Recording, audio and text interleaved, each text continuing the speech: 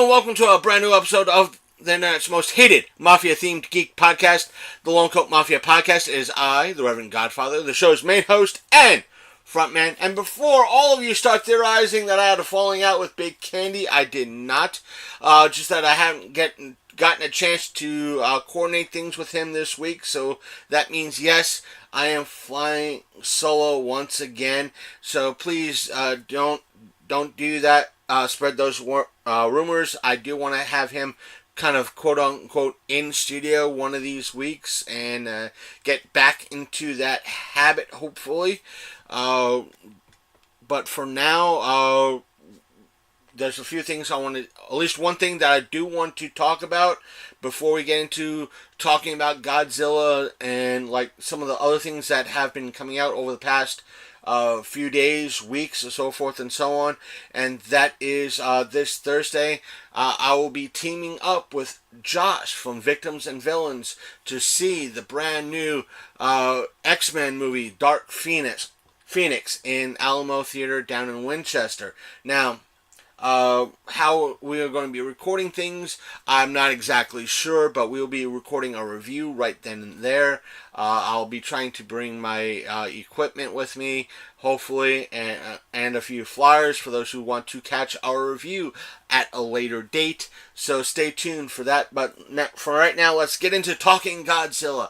And let me just say, I was a long time old school Godzilla fan, and I loved watching the Toho fans. Let me just say this: for those of you who watched a good portion of last night, or I should say Saturday night's Sasha the Princess of Darkness podcast or live stream that we did this Saturday, June 1st, we kind of talked about Toho and the whole aspect of anything, but to go into a little bit here, because I know a lot of you did not hear that podcast or watch that live stream, I'm a big Toho fan.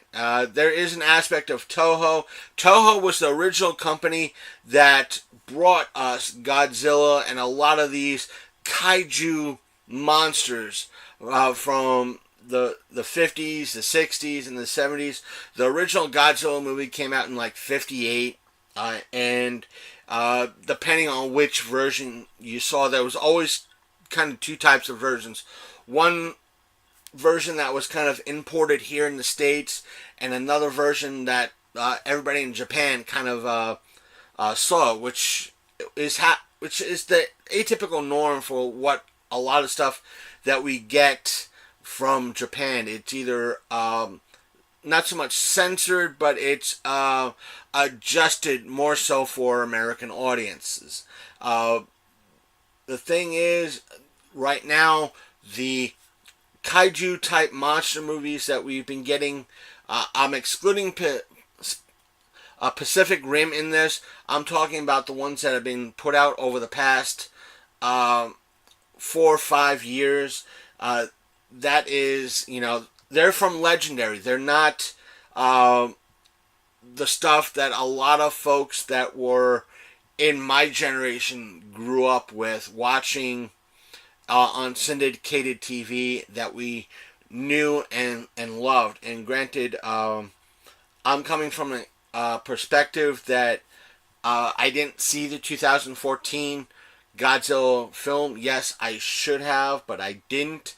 I heard the reason why I saw this movie instead of first watching the original, the 2014 movie, is because I heard it was not the best, that the monster aspect of it, the kaiju fighting kaiju, was very minimal. It was maybe about, out of a 2-hour movie, it was maybe cut down to maybe 10-15 minutes, and that was it. So I didn't bother watching it in any way, shape, or form. I think it is on Hulu to watch for free. I might do that at some point. When I do, I might update this review, maybe either before or next week's review with Josh. I might include that adjustment, but for now, I'm just going to concentrate with the movie I just saw.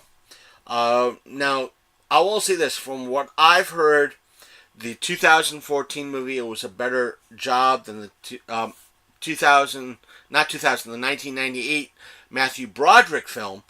But what I'm going to be doing is strictly comparing this movie with how kind of Toho's process in doing movies, and because that's what I grew up with, that's what I was and kind of still am a fan of, is how Toho uh, did their presentation of films. And let me also say that when a lot of folks like myself hear Toho, the bar is not raised really high. I mean, you could pretty much step over the bar. We're not expecting much. Uh, we're kind of expecting, when a lot of fans like myself hear Toho, and that we're going to see Toho on streaming, or there's a fan event somewhere and we're going to see it on a big screen, and it's the older Toho movies. Again, we're not expecting a whole lot. We're expecting models to get blown up, a guy in a rubber, or a person in a rubber suit, for the most part. Not great special effects. Bad, for the most part, bad dubbing or okay dubbing. We're expecting the equivalent of a B movie, or something that's trauma-esque in all sense of the word. But that's what I'm trying to compare this with. I wasn't really sure what I was going into in regards to this, but let me just say the spoilers ahead. Now I'm talking about the what's considered Godzilla 2, or Godzilla King of Monsters. This particular film felt mostly exposition or actor-actress heavy. There was a sizable chunk of creature in it, and creature battles, but I don't think Legendary does not have that history of how to do this type of genre, or because it's something that is not really known here in the States. This was primarily an Asian thing that came over here, and this is us trying to do that. And now it's America trying to do it modernized, when the whole thing is like, instead of giving it to someone like good old Trauma Man himself, looking back for director, I am leaning back here, Lloyd Kaufman, to do it properly with a budget, but they don't understand. My point, this was, overall, if you're not a Toho fan, you're not originally a Godzilla fan, yeah, it's an okay film, it's a decent film, it's maybe a 7 out of 10 at most, but coming from a trauma aspect, again, this movie was dark. Again, it could be the theater I saw it at. From what I hear from a few other people, again, it was not just me. That the movie was, I don't mean dark as in bad visuals. It was, or bad dark storyline. It was just visually dark.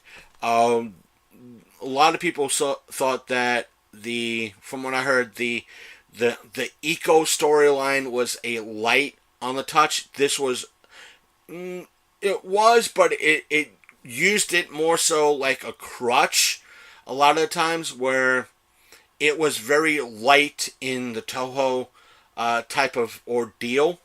And it just, with this, you had a good cast, you had a lot of fan service in this. You had the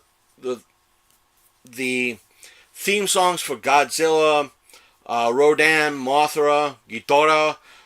It just was fan service, but I think they didn't really they did it for the fans, saying in a way to get those fans into theater to boost the numbers. And speaking of those numbers, yes, it was number one in this week's box office with about $49 million, with the worldwide gross being about 170 now, or 180. And the thing is, it has, from what I heard, the estimate worldwide was supposed to be about $250 million. It didn't even hit that mark. I think it's because a lot of people are saying that it's okay. It's better than the 2014, but not many people are interested in Godzilla. Not many people are interested. I don't think King Kong did that well, but not many people are in that type of into that type of genre. I did like, even though I'm probably not. I'm going to. Even though I said spoilers, I'm not really spoiling anything. Do I recommend going to see it? Yes, I do. A lot of the folks that are in it did a good job. Millie Bobby Brown was in it. Most of you might know her from Stranger Things. She's a decent actress, but I don't think she was either utilized correctly in this, or she might have not have been a fit for this type of movie. I think they just brought her into this because of her celebrity being of Stranger Things, and Stranger Things is coming out this August, and they figure, oh, let's bring in Miley Bobby Brown because everybody knows her from Stranger Things, and we'll get that audience, and we could be able to get those folks saying, hey, remember watching Godzilla as a kid? And you like Stranger Things because of not only is a good story and has a great cast? Well, we combined that with Godzilla, and we combined that with a little bit of Stranger Things by having Millie Bobby Brown and Godzilla in the same movie. Yay! That's a great idea. But it just doesn't work. I'm not saying they didn't do a bad job. They did a good job with what they had and everything else. Just that the overall story mix was wrong, or not done right.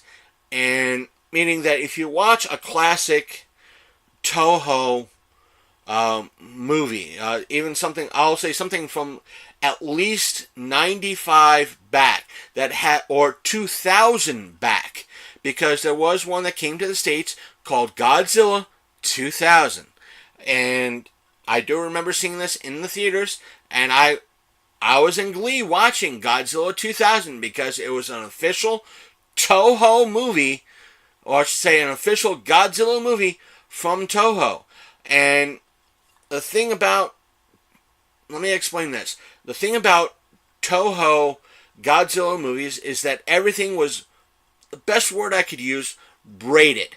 You didn't have a sizable chunk about that took up way too much time, a sizable chunk about B, and with a loose thread between each of those being Godzilla. And with the last chunk of the movie being Godzilla versus Monster of the Year or Monster of the Week. Everything was mixed properly, that it wasn't done too heavily. This was just, okay, let's have about an hour and a half of pretty much exposition and setting up Rodan, setting up Mothra, setting up this device or I should say, I forgot what the term is called. Those mulligan, I won't say mulligan. This device that's able to quote unquote communicate with all the monsters, and it just set up, and the only payoff was a little bit of fight at the end. That was it. And yes, there's a little bit of a uh, end credit scene. I wasn't expecting it, but I was just following the lead of some of the people that there. I think somebody said that there was an after credit scene. I just stuck around. The credits were not that long, so it showed up, it set up possibly another movie after Godzilla versus King Kong, which is coming out next year. I don't think, with Legendary, what they're doing, this is not going to be something that is a payoff for Legendary films. I don't think it deserves this type of run, even though it's probably making more money than the whole dark universe that Universal tried to do with all its pretty much monsters, like Dr. Jekyll, Mr. Hyde, Frankenstein, and the Mummy, that it was trying to do with that set. This is probably working more, or Universal is trying so damn hard to make this work. And I'll say this, quite possibly, if there was more of a superhero kind of was falling closer to the wayside, and people were like, okay, I'm done with the superhero genre, I'm done with all these, Marvel movies, I'm done with all these, monster Dr. Jekyll, Mr. Hyde type movies, I'm done with the zombie movies, I'm done with the vampire movies. This could actually have worked. This is something there. Are they kind of setting up some people? I think Big Candy might have said it himself.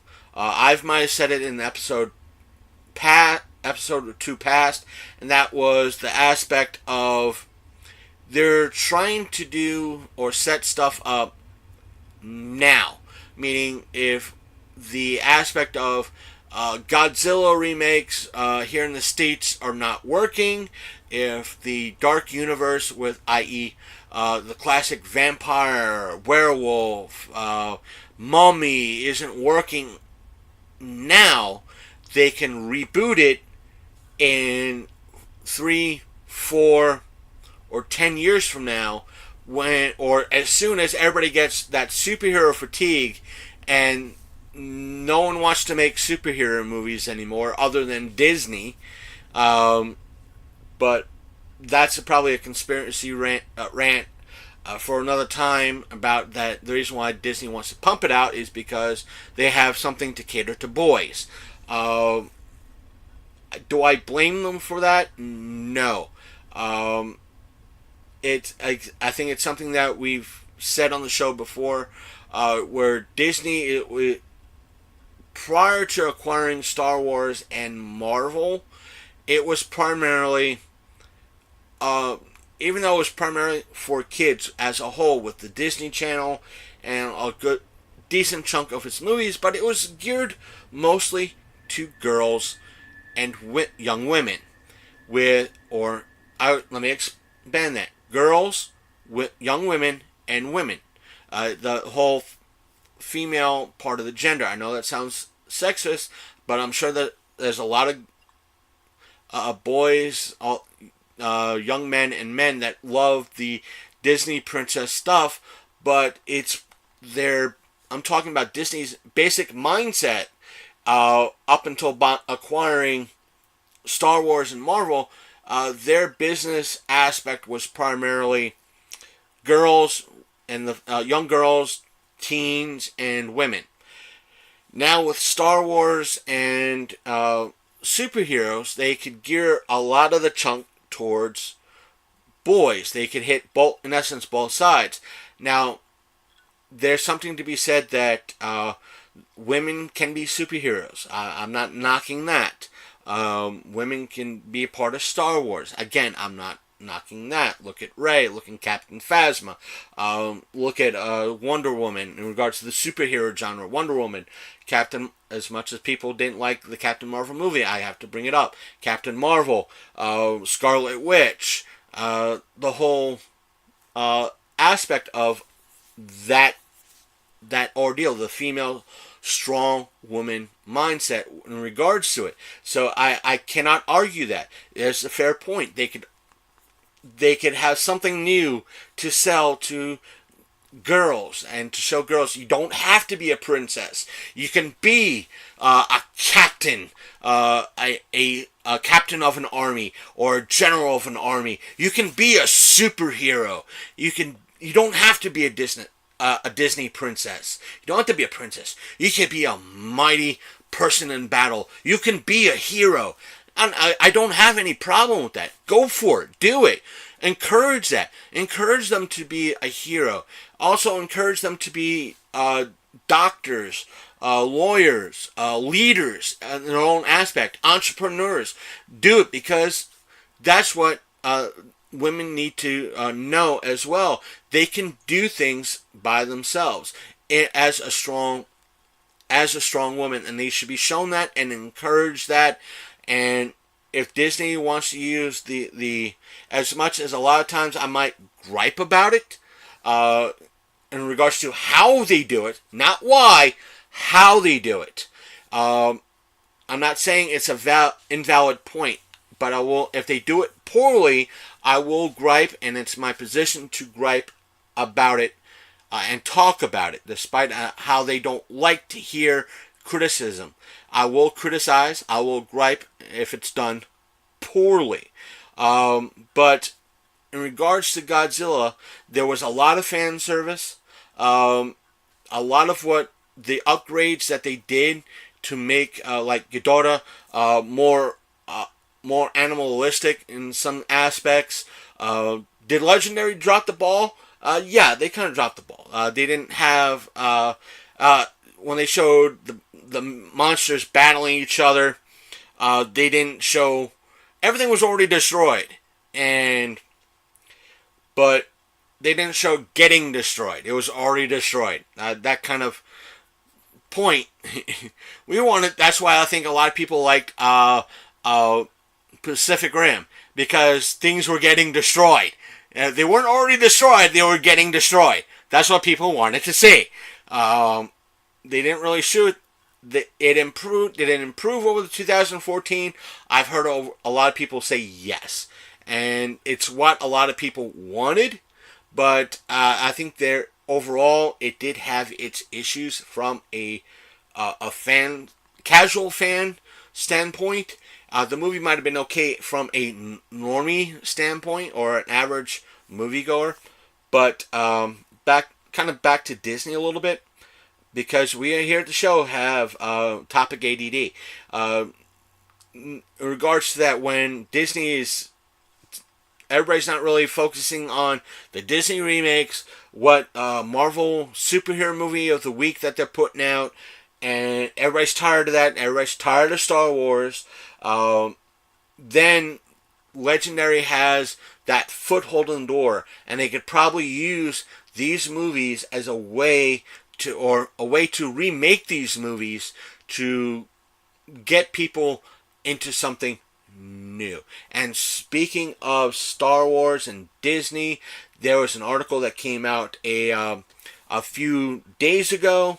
It was Ron Howard's response to the fan base in regards to the people that he wanted to do a sequel to Solo 2, but it was the fans' fault that it bombed. It was the trolls that bombed this movie. No, Ron, you did a good job. I admire what you did, but it wasn't the trolls that bombed this movie. It was it was a combination thereof. The fans that caused this movie to bomb, the fans and the people who hired you to do this movie. It is as much their fault as it is the fans' fault. Lest you forget that we're not back in the days when you were making splash. This is the day and era of the 24/7 news culture. We have Reddit. We have Facebook. We have, dare I say, 4chan. We have, I want to say, concentrate mostly on 3 aspects. 4, Reddit, YouTube, Twitter, Facebook. And news gets out, Ron. News gets out. When news got out that the person in charge of Lucasfilm fired the 2 directors when they were making Solo at the time, and hired you to refilm Solo. Not just 10%, not just 25%, but 75% of the movie. That hurt the bottom line, because it, from what I've heard, added close to $250 million to cost to make the movie. $250 million added to the cost already put onto the movie. If it was just you doing it and the total was just $250 million, then no problem. Not to mention, when it came out close to 5 months after Last Jedi. 5 months after. Not 8 months, not a year where it would have had a chance to kind of, the fans kind of having that time to cool down over being pissed off of Last Jedi, that they would be ready to watch Solo, a Star Wars story. Then, yeah, the numbers could have been higher. But no, Disney released it about 5 months after Last Jedi. And guess what happened with Last Jedi? Half the fans got pissed of how Last Jedi was put together in regards to the story, with what happened in the movie. They were not ready for Star Wars, or your version of Solo. They were not ready. And when they heard it, especially when they heard Solo was meh, not, this is awesome. This is awesome. They didn't go see your version of Solo, a Star Wars movie. They stayed away. And now, you're not getting it. As much as you want to hire your brother to be another cameo in the movie, you're not going to get it. Literally, you're not going to get that as much as a lot of fans. Let's do petitions and bug Disney and Lucasfilm to do Solo, a Star Wars story too. What are you going to do? You know what? I'm going to give you Solo, a Star Wars story too. And guess what? It's going to save Disney $250 million. Here's what you do, fans. You go out, watch Star Wars Episode 1, because that's Solo, a Star Wars story, Episode 2. That's what it is. That's basically what it is. Because Solo, what are you going to do? Do the run in regards to how he fucked things up in regards to Jabba the Hutt? That's going to be a half-hour movie. See, if they do something like that, they could save that for Disney Plus. So screw a 2.5-hour movie or a 2-hour movie and wasting $250 freaking million again, $100 million, whatever, because the only sequel that you could give in this aspect is Star Wars Episode 4. That's it. You're going to the only way you could go is spend 2 hours in regards to what? The job that Solo took from Jabba? No. And besides, if I would say this, I would go as much as this. If the expanded universe was still in play and Disney didn't say, screw you guys, we're wiping the expanded universe clean and starting over, then I could say you might have a shot with that sequel. But you don't have that. You don't have source material to fall back on. So, Ron, as much as I admire what you tend to do, and even though I'm not a big fan of a lot of your work, shut up. Leave the fans alone. Shut up. I understand you want work. You need to eat. But shut up. And with that, let's move on to another Disney-owned property. Henson Productions. That's right. Disney does. I think they still own Henson Productions. And this past week, we got an official trailer with in regards to the prequel series for Dark Crystal. And I think I put that backwards when I was trying to lead into this segment. And that is the Henson Productions putting out a series for Netflix, and it is the infamous Dark Crystal prequel. Whether or not they're going by the manga or not, I don't know. I haven't read the Dark Crystal prequel manga that was released 10 years ago, but it's kind of hard to say what it is based on. It is the prequel. I think it's going to be based on the manga. If it is, I might have to look into it and read it to see it actually matches in a way that prequel. But from what I've seen in the trailer, oh my god, I can't wait. Oh my god. Now again, folks, you gotta understand, this is Henson Productions.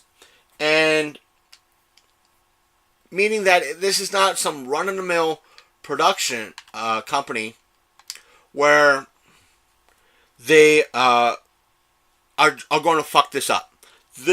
This is Henson Productions, and Henson Productions is run by Jim Henson's kids, I think, for the most part.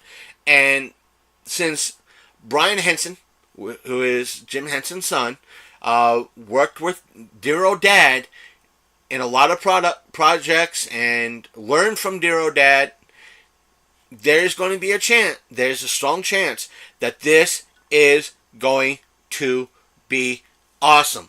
And for those of you out there who are skeptical in regards to this, but old school Dark Crystal fans, I'm going to cite one example. Farscape. Go up, watch Farscape. Because, granted, Farscape came out in the late 90s, early 2000s. Let me just say this. It was a combination of CGI, puppetry, and practical effects, along with human characters as well with prosthetics. That was, for the time, it was on par. It was yes, there were a few things that were done cheesy in it, but it was some could say it was a proof of concept, meaning that, hey, we're able to do we're trying to work CGI with what we can do with puppetry and practical effects.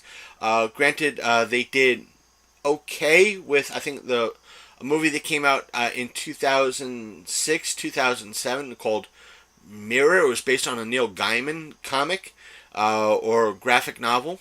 But it's kind of hard to say. I didn't really get into that movie when it came out. But it just proves that Henson Productions likes to fiddle and try and push the envelope when it comes to practical effects and puppetry and CGI, and see what they can do to make things a whole combination together and kind of mash it up and presenting it like, look what we can do. And it's always an awesome job what they can do. And are they using a lot of the same stuff that they used from the 1980s film Dark Crystal? No. The reason why is a lot of the stuff that they might have had in storage or sold to collectors. They don't have, because one, it was sold to collectors, and two, according to Brian Henson in a podcast known as, at the time, Nerdist, now it's known as ID10T, run by Chris Hardwick. He spoke to Chris Hardwick saying that the stuff that was made from Labyrinth and Dark Crystal no longer exists, not because it's sold, is that it wasn't meant to last. And meaning that, he said, meaning if you had one of the puppets from Dark Crystal in a box and opened up to admire it at 12 p.m. on a Saturday, and you went back 3 hours later to check up on it or to show somebody who came over, it would be a pile of dust. Meaning the what would be considered the skin or the outer part of it would be a pile of dust, and that meaning it will go from mint to pissy in a span of a few hours. So that's compared to something like Kermit the Frog, or Big Bird, or Bert and Ernie, or one of the standard felt or spongy type Muppets that are out there that could last to this day. And I think the Smithsonian has a Kermit on display somewhere. It's been a while since I went to Washington, the Smithsonian, to look at the displays to see what's changed. I know they were revamping it. The last time I was there, I think 5 years ago, and that was to go just not at for a convention like Otakon. That was just to enjoy the DC sights and sounds of the museums. So, what more can I say? What more can I say? Am I excited? What else? I ranted about Star Wars. I ranted about Henson. What more can I say? Let me bring up our. Oh yes, I do. Almost forgot about this. Correct. I have to test the update, and that is. Just give me a pause for a second, folks. I'll be right back. I'm back, and what I was saying is that there was a free update, or was you can't really call it DLC, but it was promoted as an update, and that was for Crackdown 3. Meaning Crackdown 3 got some stuff added to the game. Apparently there was not just an update. It was some stuff added to both the campaign and to the online aspect, completely for free for everybody. And in essence, the campaign aspect of things was called Keys to the City. It just is pretty much the campaign with a few fun extras. Pretty much Keys to the City. You want to have some fun, just wandering around, blowing stuff, instead of working the campaign, just wandering, but you just want to wander around, kind of work the campaign, and just blow stuff up. Yeah, this is pretty much what you're able to do. It's for those type of people. People like me that I should be streaming on Twitch or Mixer, just wandering around, messing people up, kind of fiddling with the campaign, but just want to have some fun and stream and not worry about, dying 15 million times and trying to keep my stream fairly clean and straightforward.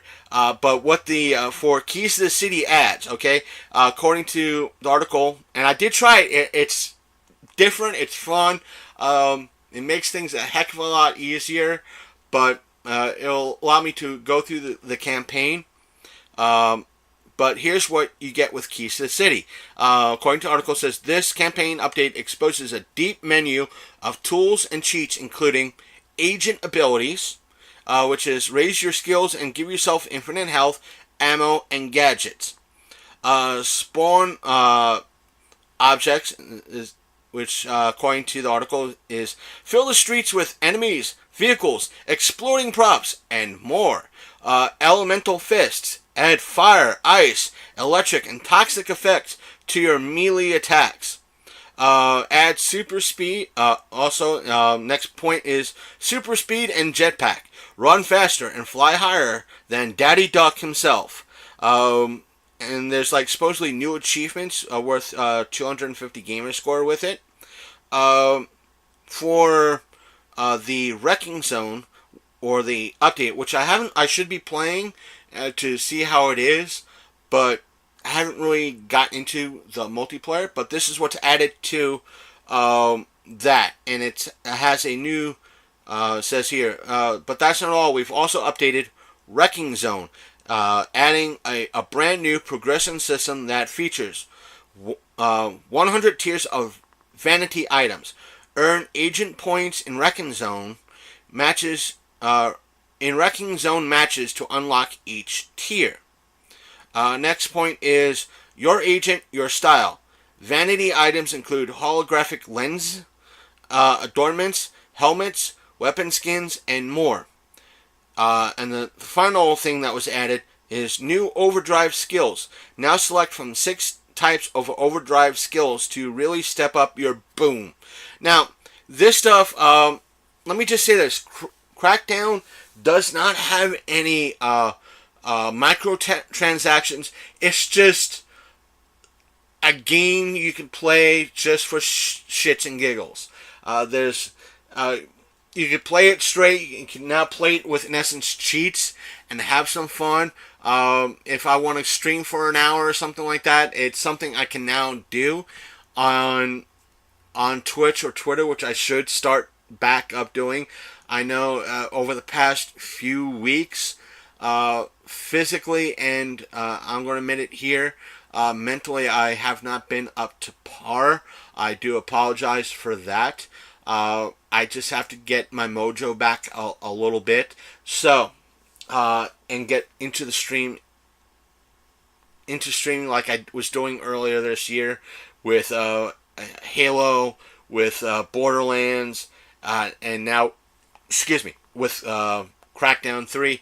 I have that opportunity. I know over the next couple of weeks, there were rumors of Borderlands, I should say, not Epic Games, but the company 2K Games and Gearbox putting out a new DLC. They're putting out a DLC for Borderlands 2 and the Handsome Jack Collection.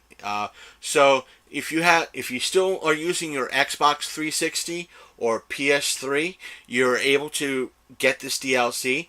Or if you're using the Handsome Jack Collection on PS4 or an Xbox One, you're able to get this DLC, and it's rumored to be released in the next 2 weeks or so, and it's supposed to bridge the gap between Borderlands 2, or I should say help bridge the gap between Borderlands 2 and Borderlands 3. Now, granted, we did have the Telltale's game, which kind of continued the story of Borderlands 2, but I guess not many people like Telltale games or familiar with the game or have it, so this would help. I'm expecting that this is maybe a $10 type of add-on. Now, whether or not we get what's part of this DLC, I don't know. But we've always gotten a few extra goodies from Gearbox, so we'll see. Maybe we'll get some extra keys with this. Maybe we'll get another character with this. But having new content for a game that's been out for, I want to say, a good 10 years. It's been a good 5 years. I want to say that. I think Borderlands 2 came out in roughly 2012-ish. If not 2010, 2012, 11. I know a year or two later, the prequel came out came after 2, and then we have within about 6 months or a year after that, we had the Handsome Jack Collection coming out for Xbox One and PS4. Now, whether or not what's going to happen, who knows? I'll get it, and as soon as I get the DLC and figure out where the spawn point is to jump into this game, I will start it on, probably stream it on one of the services. So hopefully I'll let you guys and gals know about that. I know if you want to hear me and Sasha talk about the PS4 in regards to news and but before we go into more gaming stuff, I want to take a break from it and talk about the new Terminator trailer that came out, or I should say, whatever number it is now. Am I excited for it? Not really. Am I going to watch it? Probably, because I could already see the hate burning on both sides in regards to this movie. Granted, I think this is a James Cameron release for it. If I'm wrong, please let me know by emailing us at longcoatmafia@gmail.com and or leaving a comment on our Facebook page or so forth and so on. Our Facebook page is facebook.com/The Lone Coat Mafia Podcast, or let us know on Twitter by adding us on let me rephrase that, by adding us at our handle, which is Lone Coat Mafia, and we will get back to you and make corrections as we go.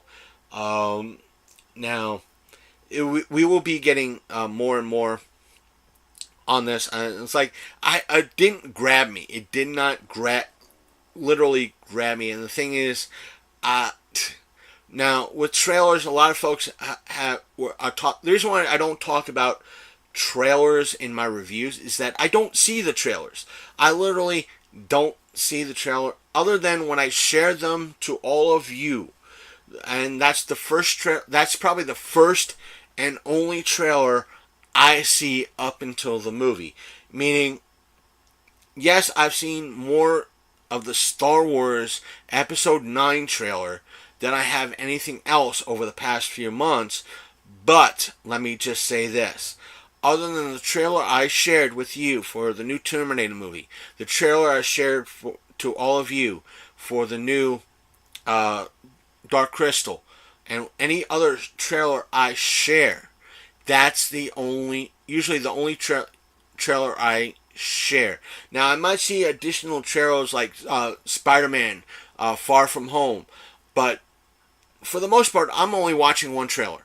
So it's kind of hard for me to say or agree with reviewers when they say something like, there was one YouTuber that said a lot of the money shots that were in the Godzilla trailer were in the movie. Or say, a lot of stuff that would have been the money shots in the movie, or the great stuff to see in the movie, was the stuff that was in the trailer. So it kind of ruined that aspect for them. Now, that's why I don't like watching the trailers that much, if at all. Another case in point is the aspect of with the last Terminator movie, Terminator Genesis. It was a decent movie. It was a good movie. It was a movie that was done right, and I believe it could have been done better if it was rated R. But it wasn't. But for what it was a good movie. But what happened? It was spoiled with the trailer. And this is what happens with a lot of trailers. They bust their wad, and they blow their wad in the trailer. Thus, but everybody's watching these trailers on TV by watching one program or not. But I don't watch that much TV. I don't see the ads that much on YouTube. This is going to come out wrong. A lot of times when I watch Hulu or an app like it, I'm seeing more ads for Advil, maxi pads, and car commercials than the trailers that a lot of movies are trying to put out there. Heck, I've seen more Super Bowl Doritos commercials or beer commercials than the trailers. But for me, that's a good thing. But I don't have that comparison. And let's kind of move on because I want to talk about a little bit of what I've heard about Xbox One. Or say the Xbox Two. We won't know too much about Xbox Two until E3, or at least what a lot of people are thinking. We won't hear the what the system is going to look like, or a lot of the details until E3. That same thing goes for the PS5. Now, what has come out in regards to specs, the PS5, from what I heard, is going to finally have cross-platform play. Whether or not Sony goes through that, I don't know. Over the past 6-8 months, they've been doing, when crossplay is brought up, they are yes, no, maybe, yes, no, no, no, no way, we ain't doing that shit. Yes, no, yes, no, yes, we're doing that. We're going to do, but we're going to wait until PS5. I'll believe it when I hear the announcement, but with Xbox 2, if you want to call it the Xbox 2, there is going to be, for the first year or two, there is going to be a lot of games that are going to be put out for the Xbox One family of systems and the Xbox 2, kind of like what they did with the Xbox 360 and the Xbox One, or I should say the Xbox One and the Xbox 360. There is going to be crossplay with a lot of stuff with them, because a lot of word was coming out that they're working. Not only is it going to be crossplay with PC, but word is coming out with with probably Nintendo Switch, because that's who they were working with. Just at the time when that whole Microsoft Xbox announcement was coming out, at that time Sony didn't want to shake hands with anybody in regards to crossplay. They had the whole aspect of mine. So that's the whole thing with that. And there's going to be a whole lot of plethora of new stuff coming with the Xbox 2, including a new dashboard, which usually will piss off a lot of fans, because fans tend to hate change sometimes. When the 360 first came out, the dashboard sucked. Literally sucked. Then it kind of got better. But when it hit that perfection of a 360 dashboard, the Xbox One came out. I should say the 360 had a great dashboard. Then it kind of switched things over to kind of mirror the Xbox One, which made the 360 dashboard suck.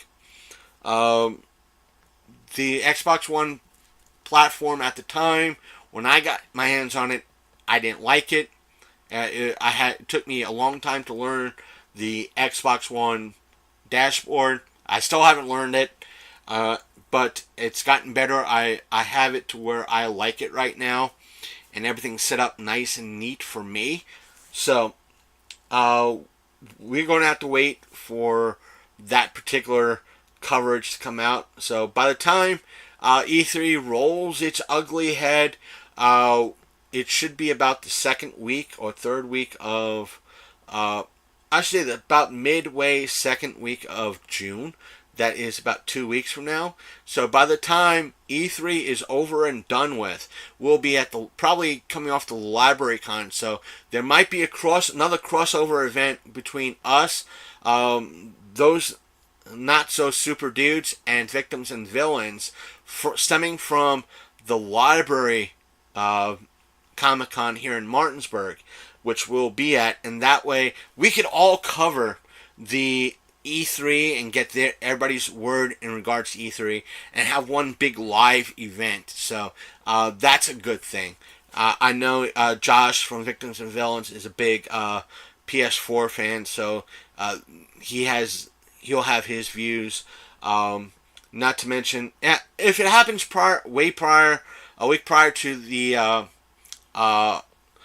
Library Con, we'll still get their input on what they had to think, and have all of you out there listen to their thoughts. So That's always a good thing. I know I'm stoked, especially the fact that if everybody is starting to get on board the crossplay wagon, and you have crossplay between the Switch, 360, and PS5. Not 360, the Xbox 2 and the PS5. That means that, even though I would love to finally play online with Big Candy with a particular game, I'd be just as happy and just as stoked as playing on my Xbox 2 when I finally get one, and playing against Josh from Victims and Villains, my personal friends that I have that have PS4, that are Sony fanboys, and probably Sasha as well. So that would be an awesome thing. I can't wait to hear and know more.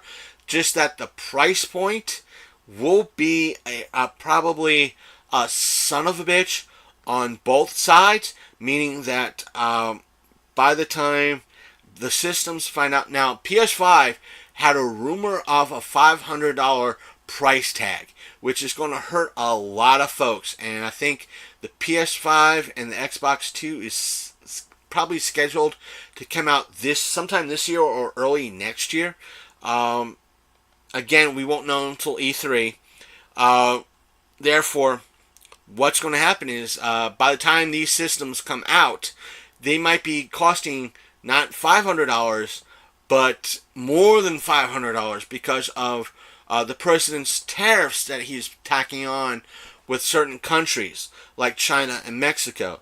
And because a lot of the parts for these consoles come from China and Mexico, guess what's going to happen? These systems are not going to be a $500 system or a $400 system.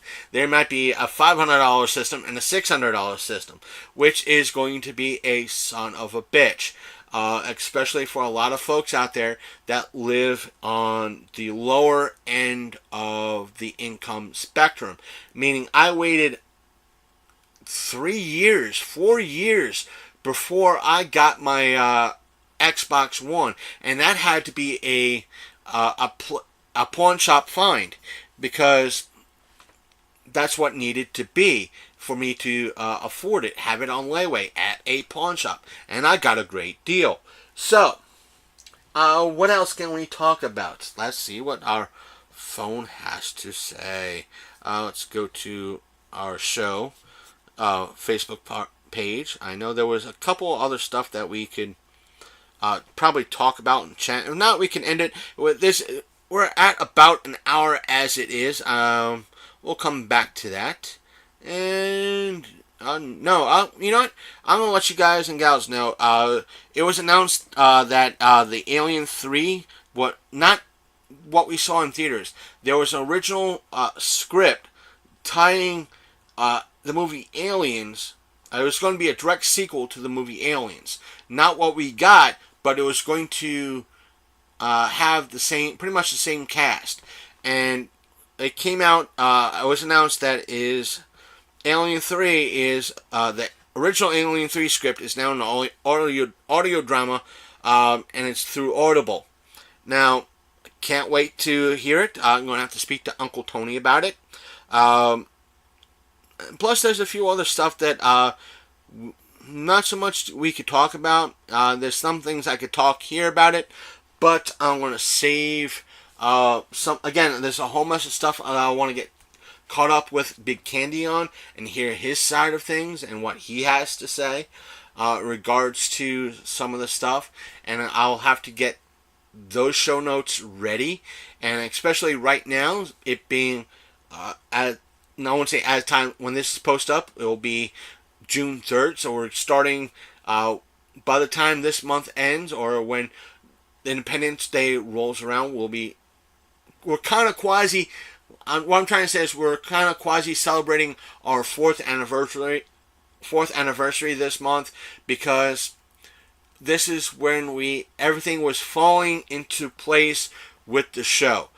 Me getting things ready with iTunes, getting the equipment, testing the equipment, testing the Audacity, testing the mic that we had, and just putting everything together. And once everything got together and everything came to a head, June the 11th, 2015, and hopefully by the end of this month, and when that time rolls around, we'll have a great anniversary special for all of you as well. We're hitting 4 years. We're in that mark when we officially began the show. Right now, we're in the unofficial beginnings of the show. So we're hitting our 4-year anniversary, and it's going to be what the next year brings. I have no idea, and I hope all of you come with us for probably our 5th upcoming year, because we've been doing this for 4 years, and it's going on to 4 years. We're in that countdown. So for those of you who have been listening for a long time, email. I'd like all of you to email us. Please do so. Email us at longcoatmafia@gmail.com. And I would love to hear your thoughts on how the show has changed over the year. Did we change for the better? Did we change for the worse? How we can improve in year 5 over the next couple of years. We want to hear how you found us, what you thought. Do you miss Zombie Bunny? What's missing? Is there something missing in the show in regards to how we can improve? And therefore, maybe we can. So, that being said, I'm going to end it here. And please continue with us over the next year, because a lot of stuff are coming up, at least in the next couple of weeks. Hitting that, we got the Virginia Bigfoot Convention down in Waynesboro, Virginia, with Daniel Benoit. We got the Library Comic-Con a week prior, which is the 22nd of June. The Daniel Benoit's Bigfoot Conference is a week later on the 29th. The 6th, I'll be with Josh from Victims and Villains, recording our review and our take in regards to X-Men, Dark Phoenix. So, we'll have a discussion on our thoughts and everything else in regards to that, probably for you next week. I cannot wait. Plus, in the end of July, we have the 4-state punk rock flea market. So, a lot of stuff is happening, and meaning by the time we get done bringing all of you content from June until from what we get in June, by the time the punk rock show hits, we'll be having some more stuff for you. So please stick around, engage with us, share our show, hit that like button. Please, it helps us a lot beat the algorithms that constantly are against us on Facebook, on YouTube, and everywhere else. If you're listening to us on iTunes, leave us a review, a 5-star review. Leave a comment too in regards to what you think of the show. Please do so. It does help the show. At one point it hasn't. Now it kind of does. I won't say on iTunes, because things are changing with iTunes. So if you're on whatever place you're listening to us, please leave us a review if you can. It does help the show.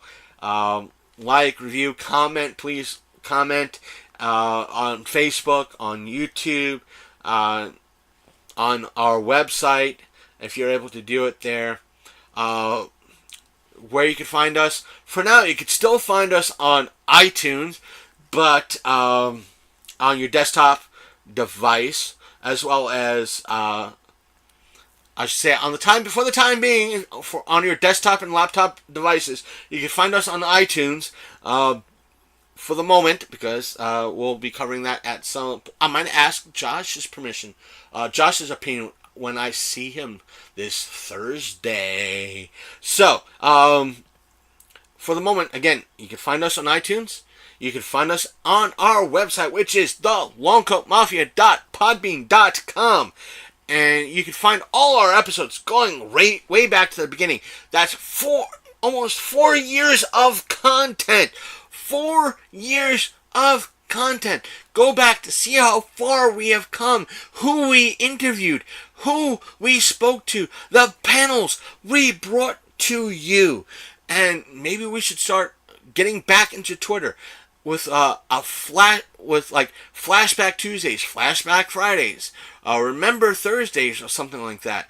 Wild Wednesdays, and I'll try to bring you an episode an interview that we done from a 4-state event, or a panel that we done from a 4-state event, or an interview that we had in studio, like the ones from Earl, who has been a classic fan favorite.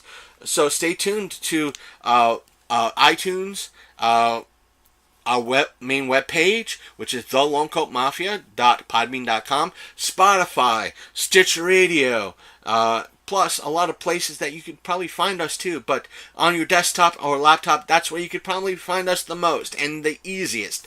Now, as per folks in mobile, you can find us on the Apple Podcasts app.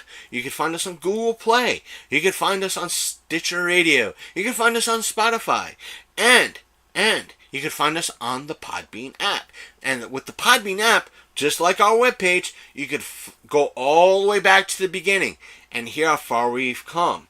So, and we do recommend, I openly implore you to listen to our back catalog, because we have a lot of interesting independent episodes that can fit what you may like. And if you don't find what you like, or we're not covering a topic and you really know that topic, I will be more than happy to have you on either through Skype or in studio. We'll work with you in regards to that, and just having you on the air to talk about it.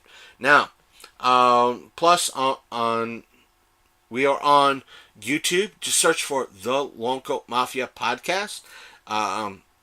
It's each one's a different word, separated by spaces. It will come up. It's usually, depending if you don't have some wacko talking about wanting to talk about the Trenchcoat Mafia, we're usually the one of the first 2 or 3 searches that come up channel-wise. Now, we don't have this. We ask you to subscribe to our channel while you're there, because we only have about 15 subscribers right now, and it's the best way to see additional content we might bring to you in regards to where we've been. Like if we go to the library pop culture show this year, not if, when we go, we could show you around what it's set up, who's there this year, how many people are showing up. The same thing with the Bigfoot conference later this month. You'll be able to see that, and not just hear us talk about it. You'll be able to look around and see